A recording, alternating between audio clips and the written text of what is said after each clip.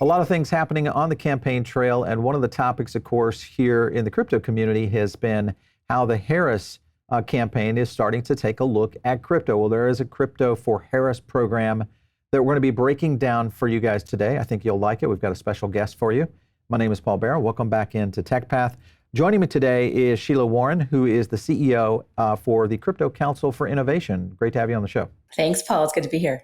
Yeah, so Sheila, let's get into a couple of points I want to start with. And I think when you look at just the expectations from both the blockchain industry and the crypto community at large, part of this with, the VP has been in the position of what is her position, what is the administration's position, and has it really changed from what the current administration is? I know she's in the current administration, but what we've seen so far. So the takeaways from yesterday's meeting look to be not a great one. This was the headline: crypto executives clashing with Democratic leaders in a heated Zoom meeting. A couple of highlights within it that I wanted to kind of zoom in on was this one right here. A tense moment occurred when they told attendees that banks and regulators were not actively trying to cut the industry off from broader financial system. And of course, they asked for a show of hands. And as we all know on our show, and I think most people watching it today, that's just not true. We've seen nothing but choke point 2.0 activities. So I guess in my question to you, is this just tone deaf? They don't understand what's happening in their own administration? Or is this trying to posture and look as if they don't understand what's happening? What was your opinion on what you heard in the call? Sure. Well, Paul, I think there's a lot of things being conflated here. Okay. So first of all, there is the current administration, and President Biden is still the head of the administration. He's still the president.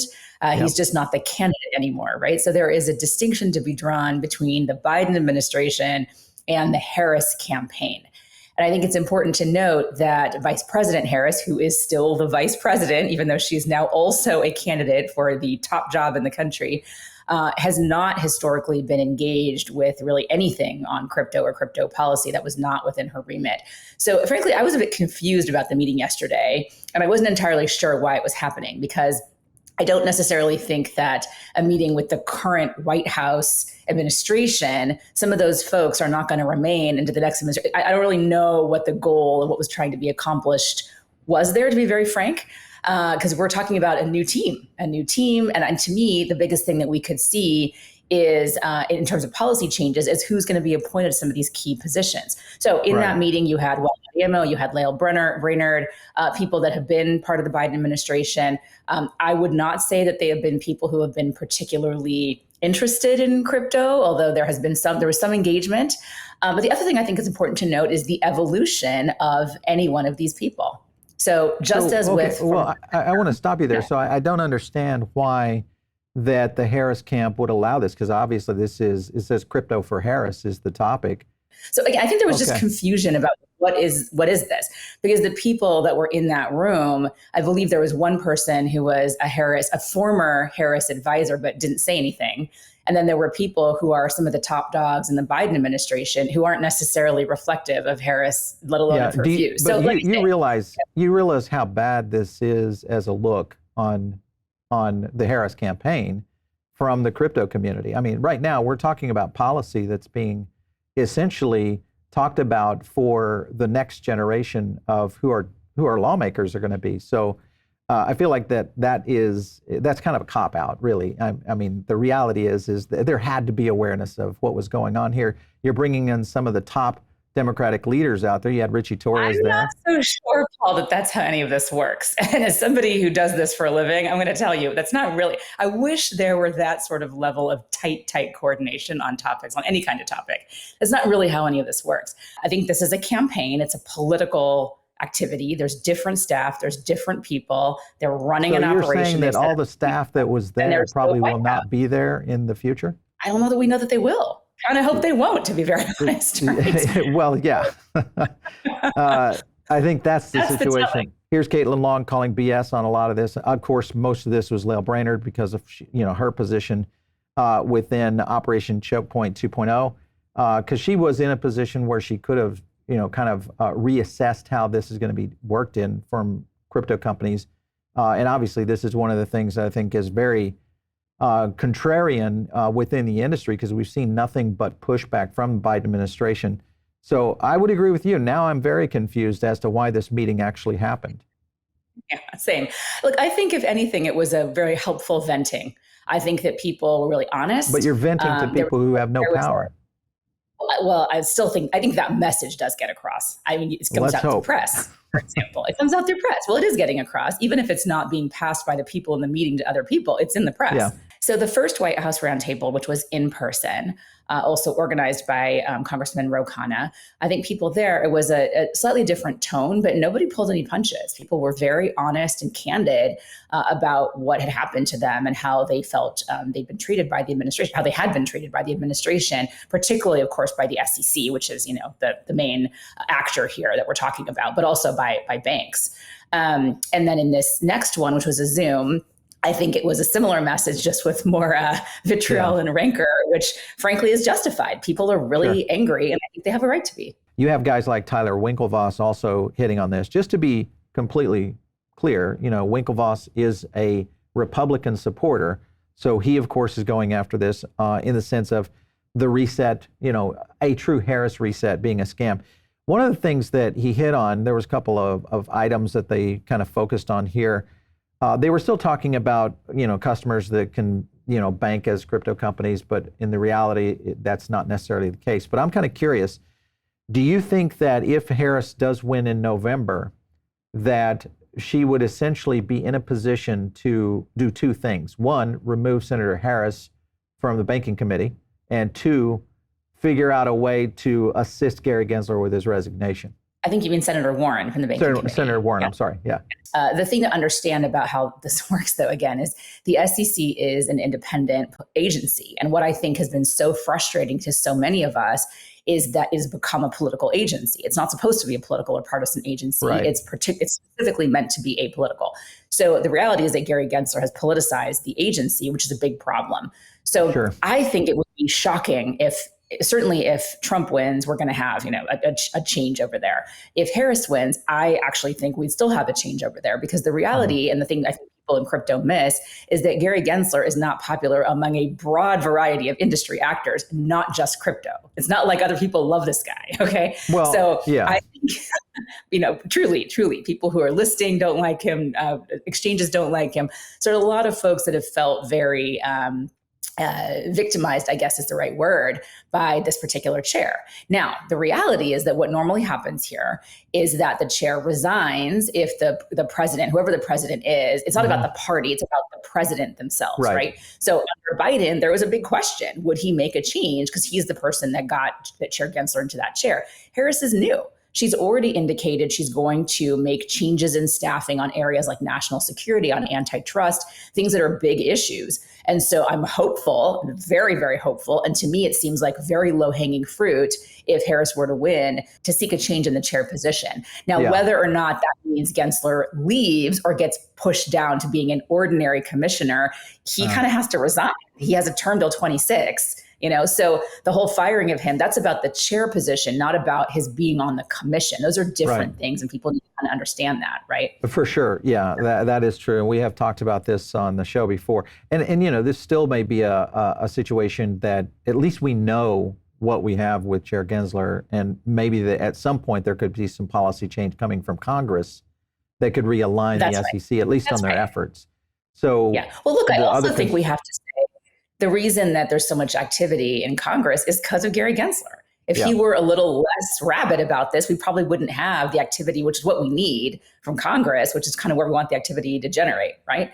So his sort of negativity has led to more awareness about this. And I'm trying to silver lining this. Obviously, it's terrible. It's not terrible, don't get me wrong. But if there's a silver lining, it's that he's so extreme that everybody is forced to talk about it and pay attention, right? He wasn't subtle about what he was doing, is what I'm saying. So do you feel that, with this confusing meeting this week and what we've seen so far, because there just hasn't been a Democratic position that has come out, do you think it's too late for the Harris campaign in terms of a crypto position? I'm an eternal optimist, Paul. I never think it's too late for anything. And I think it's important to think about history here, right? So look at the evolution of Donald Trump. This is a person who was very skeptical of Bitcoin years ago. For sure. Who even a few months ago didn't seem to know that, was positively inclined, but clearly didn't know that much about the topic. And then you get to Bitcoin Nashville, where point for point, he's reciting the wish list of the crypto industry. So education is possible when it's motivated, and it can happen fast.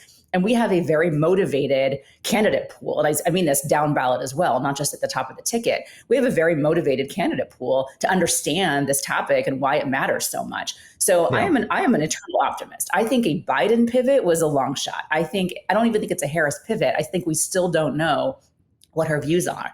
And I will tell you, I'm sure that there's a lot of consternation about this meeting in the campaign camp, I'm sure, because this doesn't play well for them either. And it doesn't reflect, from everything I've been told, it does not reflect the views of the Harris campaign, which are still being formed. So when you say that everything you've been told by who? By the industry, by people within the Harris camp? Yeah, by all of the above, I think. Yeah, people who've met with the Harris campaign, the Harris camp. A lot of people are like, this is an issue that they're paying attention to lots of issues right now. Okay, remember, again, this campaign is 2 weeks old.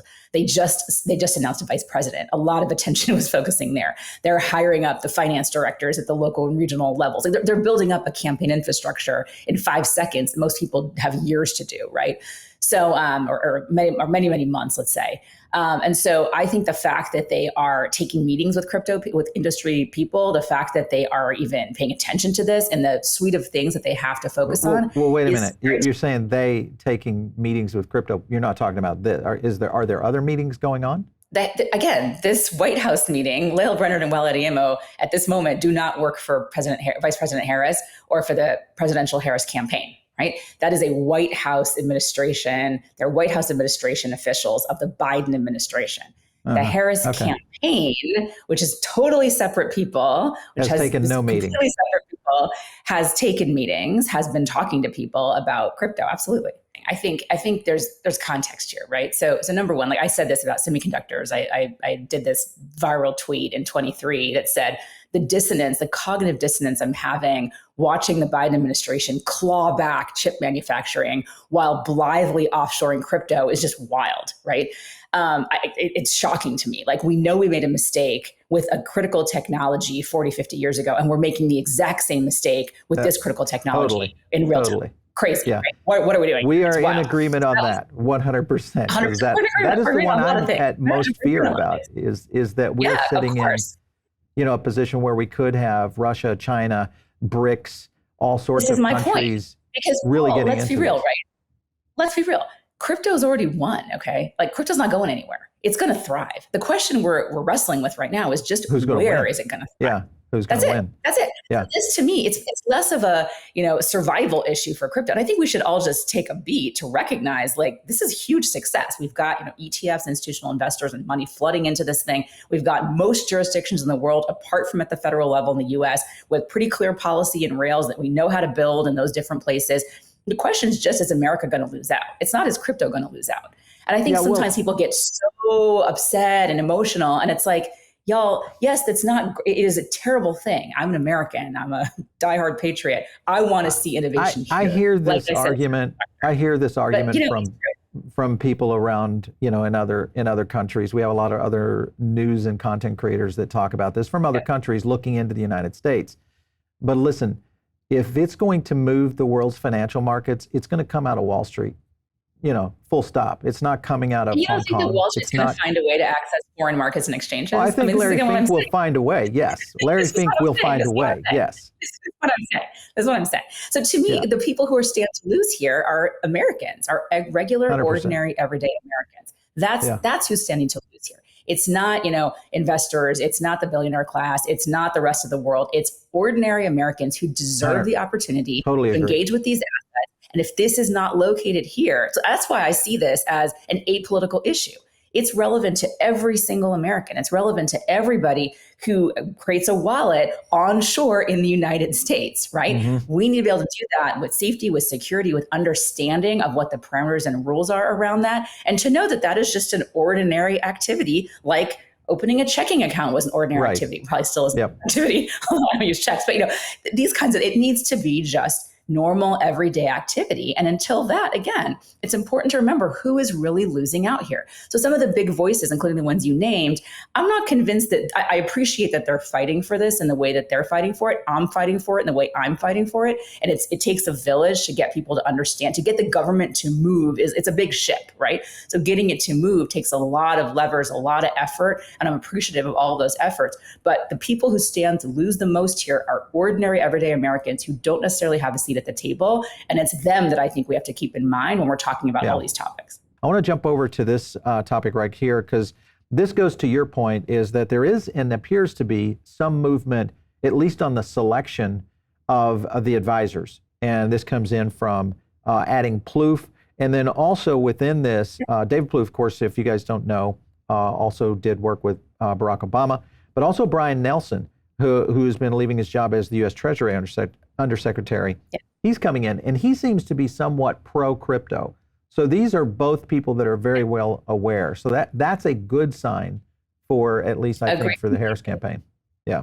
I agree completely. And I think you have to look at the levers that the Harris campaign fully controls, which is things like who they're hiring, what the Harris campaign versus the Biden White House are saying, right? These are different things. And so, Brian Nelson, someone I briefed, I think he is somebody who's always been very open to crypto, who understands its importance, who also understands like how to regulate it in a manner that reduces fraud, right? And who understands what the risk there is and what the risk isn't.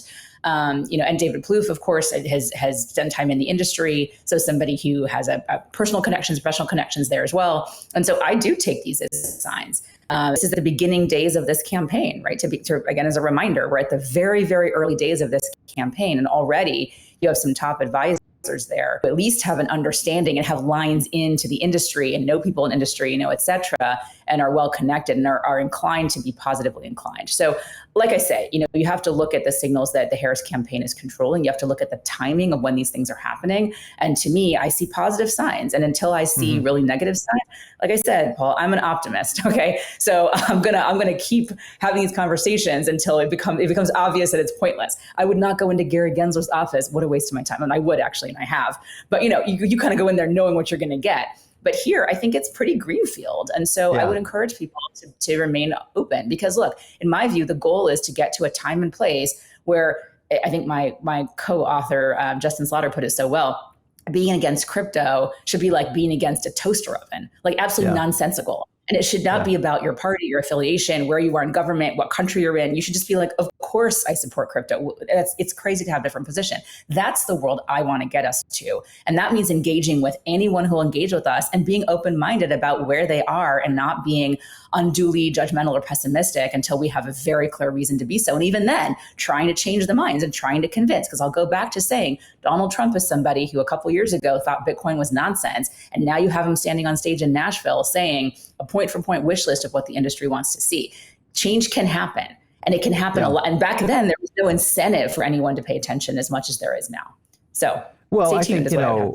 I think the scenario is that maybe most of DC has started to realize that there's 30 million crypto voters now, and that they're really serious about this. And not an irrelevant data point, There's Paul. a bit of a relevancy here.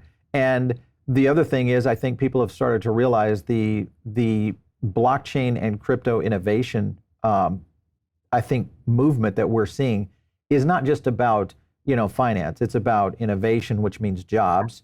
Then you're talking about really the power center of control of finance in the future. That means control and hopefully building more communities around, what's going to happen here in the United States. So we're tracking a lot of the poll data, and the one that we like, of course, is Polymarket. Polymarket, a predictive, obviously driven around what's happening in the crypto community. And Harris has been moving up dramatically in the polls on Polymarket. Ironically, though, you have Senator Warren, who has been trying to move to essentially dismantle what Polymarket is doing. Do you think that is even predictable? The Harris campaign is even aware you surprised? Of that? I can't imagine. I don't think they're aware of that. I think that's no. I don't think they're aware of that at all. I'm sure they're not. And again, like, what a predictable move, right? It's almost like comically predictable. But yes, here we are. One more question for you. When it comes to the FIT bill, and we've covered this pretty extensively A lot of very interesting things went on between McHenry and, of course, the Democrats in positioning of that bill. We didn't quite get it over the line.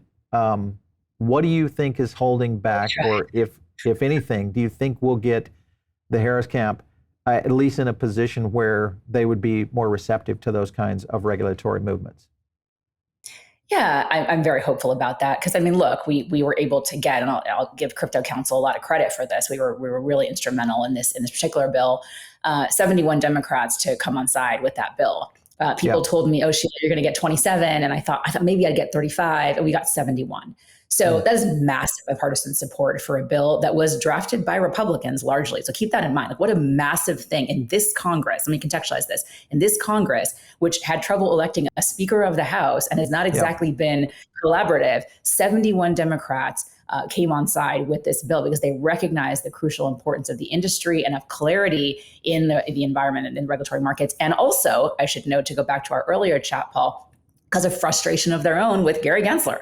That was the reason some of them came on side, right? So really, really big deal, cannot be understated.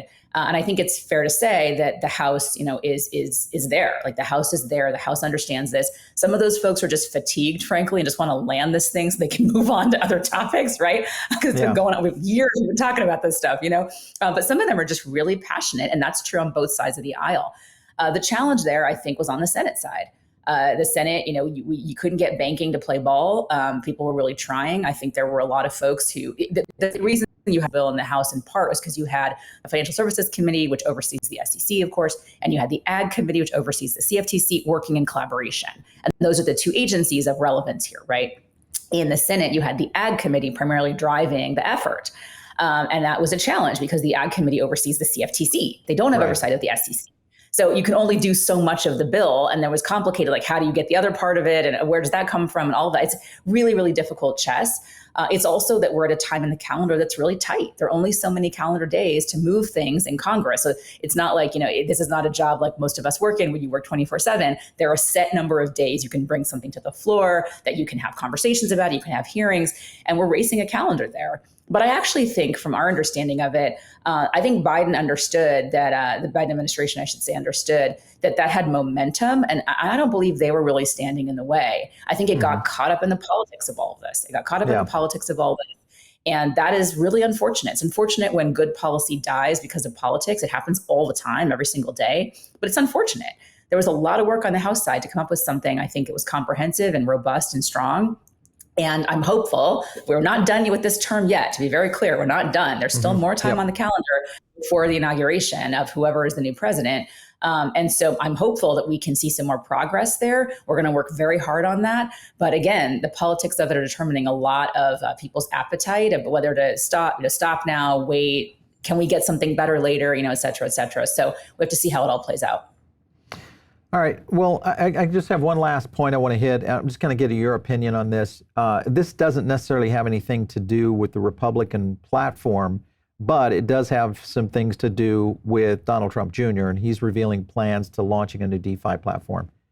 And I'm kind of curious. So many people would look at this, well, if it's Jr., it might as well be DJT himself.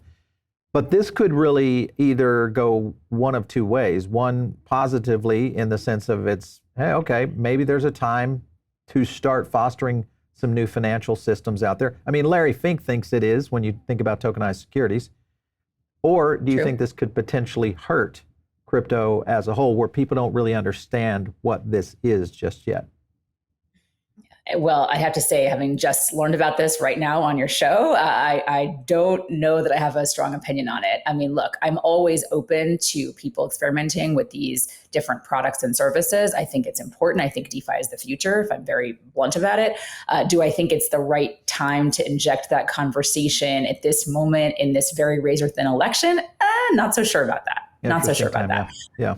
Yeah, interesting timing, right? But I think it makes me happy to hear that, that people are looking at this, and people of all political stripes are looking at this, because they should be, because it's really important stuff, right? And it's the future. But yeah, the timing of this, I'm like, these are not easy things to build. Let me just say this. there's a reason DeFi is slow moving. It's really hard. It's really hard to build. It's really hard to secure. It's tough. It's not easy tech. And so I guess my question would just be, I really hope you've got some really great coders on side, and there's some really strong people that are thinking about bridges and thinking about, potential problems here, because it's tough. This is credit to the builders in this space who persist with building this incredibly complicated technology in the face of regulatory headwinds, because it's not easy to do. So Godspeed, I guess, is what I say to anybody starting a new project, and best wishes, but yeah, I'd have to, those are my questions, I guess, basically. Yeah. All right. It's coming. Sheila, we're going to leave it there. Thank you so much for your time today. We really appreciate you coming in today. It's been a great one. Yes, it's fun. Thanks so much. Excellent. All right, so if you guys are not tuned into our show right now, make sure and subscribe. It's one of the best ways you get additional content like this, but you can also join our private membership, which is our Diamond Circle. And that is where I do additional podcasts. I drop additional research, all the kind of things you probably are looking for that maybe isn't necessarily just here on YouTube. So make sure and just click the link down below and you can get in on that. Of course, follow me on X, which is just @Paul Barron. We'll catch you next time right here on TechPath.